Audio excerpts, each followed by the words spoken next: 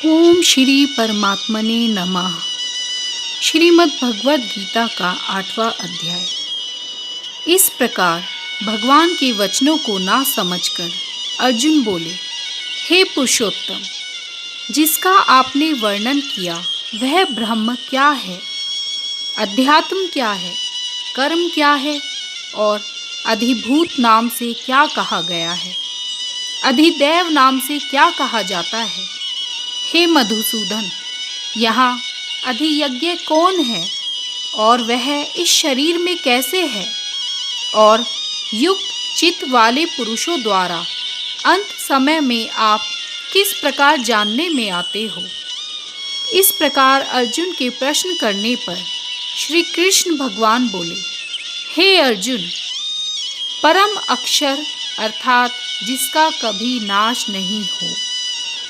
ऐसा सच्चिदानंद घन परमात्मा तो ब्रह्म है, और अपना स्वरूप अर्थात जीवात्मा अध्यात्म नाम से कहा जाता है, तथा भूतों के भाव को उत्पन्न करने वाला शास्त्र विहित यज्ञ, दान और होम आदि के निमित्त जो द्रव्यादिकों का त्याग है वह कर्म नाम से कहा गया है। उत्पत्ति विनाश धर्म वाले सब पदार्थ अधिभूत हैं और हिरण्यमय पुरुष अधिदैव है। और हे देहधारियों में श्रेष्ठ अर्जुन, इस शरीर में मैं वासुदेव ही विष्णु रूप से अधियज्ञ हूँ। और जो पुरुष अंत काल में मेरे को ही स्मरण करता हुआ शरीर को त्याग कर जाता है वह मेरे साक्षात स्वरूप को प्राप्त होता है,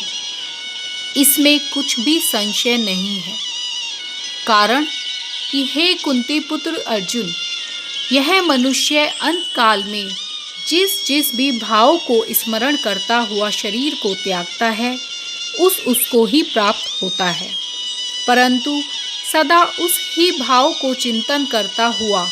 क्योंकि सदा जिस भाव का चिंतन करता है अंत काल में भी प्राय उसी का स्मरण होता है। इसलिए हे अर्जुन, तू सब समय में निरंतर मेरा स्मरण कर और युद्ध भी कर।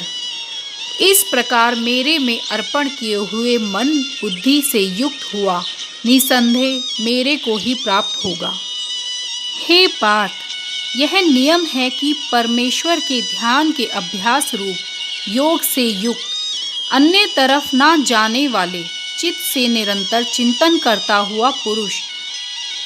परम प्रकाश रूप दिव्य पुरुष को अर्थात परमेश्वर को ही प्राप्त होता है। इससे जो पुरुष सर्वज्ञ, अनादि, सबके नियंता, सूक्ष्म से भी अति सूक्ष्म, सबके धारण पोषण करने वाले अचिंत्य स्वरूप सूर्य के सदृश नित्य चेतन प्रकाश रूप अविद्या से अति परे शुद्ध सच्चिदानंद घन परमात्मा को स्मरण करता है, वह भक्ति युक्त पुरुष अंत काल में भी योग बल से भृगुटी के मध्य में प्राण को अच्छी प्रकार स्थापन करके फिर निश्चल मन से स्मरण करता हुआ उस दिव्य स्वरूप परम पुरुष परमात्मा को ही प्राप्त होता है। हे अर्जुन, वेद के जानने वाले विद्वान जिस सच्चिदानंद घन रूप परम पद को ओंकार नाम से कहते हैं और आसक्ति रहित यत्नशील महात्मा जन जिसमें प्रवेश करते हैं, तथा जिस परम पद को चाहने वाले ब्रह्मचर्य का आचरण करते हैं, उस परम पद को तेरे लिए संक्षेप में कहूँगा। हे अर्जुन, सब इंद्रियों के द्वारों को रोककर अर्थात इंद्रियों को विषयों से हटाकर तथा मन को हृदय में स्थिर करके और अपने प्राण को मस्तक में स्थापन करके योग धारणा में स्थित हुआ जो पुरुष ओम ऐसे इस एक अक्षर रूप ब्रह्म को उच्चारण करता हुआ और उसके अर्थ स्वरूप मेरे को चिंतन करता हुआ शरीर को त्याग कर जाता है, वह पुरुष परम गति को प्राप्त होता है। हे अर्जुन, जो पुरुष मेरे में अनन्य चित्त से स्थित हुआ, सदा ही निरंतर मेरे को स्मरण करता है, उस निरंतर मेरे में युक्त हुए योगी के लिए मैं सुलभ हूँ, अर्थात सहज ही प्राप्त हो जाता हूँ। वे परम सिद्धि को प्राप्त हुए महात्मा जन मेरे को प्राप्त होकर दुख के स्थान रूप क्षण भंगुर पुनर्जन्म को नहीं प्राप्त होते हैं, क्योंकि हे अर्जुन, ब्रह्मलोक से लेकर सब लोग पुनरावर्ती स्वभाव वाले, अर्थात जिनको प्राप्त होकर पीछा संसार में आना पड़े, ऐसे हैं। परंतु हे कुंती पुत्र, मेरे को प्राप्त होकर उसका पुनर्जन्म नहीं होता है, क्योंकि मैं कालातीत हूँ और यह सब ब्रह्मादिकों के लोक काल के अवधि वाले होने से अनित्य हैं। हे अर्जुन, ब्रह्मा का जो एक दिन है उसको 1000 चौकड़ी युग तक अवधि वाला और रात्रि को भी 1000 चौकड़ी युग तक अवधि वाली जो पुरुष तत्व से जानते हैं, अर्थात काल करके अवधि वाला होने से ब्रह्मलोक को भी अनित्य जानते हैं,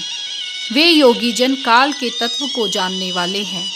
इसलिए वे यह भी जानते हैं कि संपूर्ण दृश्य मात्र भूतगण ब्रह्मा के दिन के प्रवेश काल में अव्यक्त से, अर्थात ब्रह्मा के सूक्ष्म शरीर से उत्पन्न होते हैं और ब्रह्मा की रात्रि के प्रवेश काल में उस अव्यक्त नामक ब्रह्म के सूक्ष्म शरीर में ही लय होते हैं। वह ही यह भूत समुदाय उत्पन्न होकर प्रकृति के वश में हुआ रात्रि के प्रवेश काल में लय होता है और दिन के प्रवेश काल में फिर उत्पन्न होता है। हे अर्जुन, इस प्रकार ब्रह्म के 100 वर्ष पूर्ण होने से अपने लोक सहित ब्रह्मा भी शांत हो जाता है, परंतु उस अव्यक्त से भी अति परे दूसरा, अर्थात विलक्षण जो सनातन अव्यक्त भाव है, वह सच्चिदानंद घन पूर्ण ब्रह्म परमात्मा सब भूतों के नष्ट होने पर भी नष्ट नहीं होता है। जो वह अव्यक्त अक्षर ऐसे कहा गया है, उस ही अक्षर नामक अव्यक्त भाव को परम गति कहते हैं, तथा जिस सनातन अव्यक्त भाव को प्राप्त होकर मनुष्य पीछे नहीं आते हैं, वह मेरा परम धाम है। और हे पार्थ, जिस परमात्मा के अंतर्गत सर्वभूत हैं और जिस सच्चिदानंद घन परमात्मा से यह सब जगत परिपूर्ण है, वह सनातन अव्यक्त परम पुरुष अनन्य भक्ति से प्राप्त होने योग्य है। और हे अर्जुन, जिस काल में शरीर त्याग कर गए हुए योगी जन पीछा न आने वाली गति को और पीछा आने वाली गति को भी प्राप्त होते हैं, उस काल को अर्थात मार्ग को कहूँगा। उन 2 प्रकार के मार्गों में से जिस मार्ग में ज्योतिर्मय अग्नि अभिमानी देवता है और दिन का अभिमानी देवता है तथा शुक्ल पक्ष का अभिमानी देवता है और उत्तरायण के 6 महीनों का अभिमानी देवता है, उस मार्ग में मरकर गए हुए ब्रह्मवेता अर्थात परमेश्वर की उपासना से परमेश्वर को परोक्ष भाव से जानने वाले योगी जन उपरोक्त देवताओं द्वारा क्रम से ले गए हुए ब्रह्म को प्राप्त हुए हैं। जिस मार्ग में धूमाभिमानी देवता हैं और रात्रि अभिमानी देवता है तथा कृष्ण पक्ष का अभिमानी देवता है और दक्षिणायन के 6 महीनों का अभिमानी देवता है, उस मार्ग में मरकर गया हुआ सकाम कर्म योगी उपरोक्त देवताओं द्वारा क्रम से ले गया हुआ चंद्रमा की ज्योति को प्राप्त होकर स्वर्ग में अपने शुभ कर्मों का फल भोगकर पीछा आता है। क्योंकि जगत के यह 2 प्रकार के शुक्ल और कृष्ण अर्थात देवयान और पितृयान मार्ग सनातन माने गए हैं। इनमें एक के द्वारा गया हुआ पीछा न आने वाली परम गति को प्राप्त होता है और दूसरे द्वारा गया हुआ पीछा आता है, अर्थात जन्म मृत्यु को प्राप्त होता है। हे पार्थ, इस प्रकार इन दोनों मार्गों को तत्व से जानता हुआ कोई भी योगी मोहित नहीं होता है, अर्थात फिर वह निष्काम भाव से ही साधन करता है, कामनाओं में नहीं फंसता। इस कारण हे अर्जुन, तू सब काल में समत बुद्धि रूप योग से युक्त हो, अर्थात निरंतर मेरी प्राप्ति के लिए साधन करने वाला हो। क्योंकि योगी पुरुष इस रहस्य को तत्व से जानकर वेदों के पढ़ने में तथा यज्ञ तप और दानादिकों के करने में जो पुण्य फल कहा है, उस सबको निसंदेह उल्लंघन कर जाता है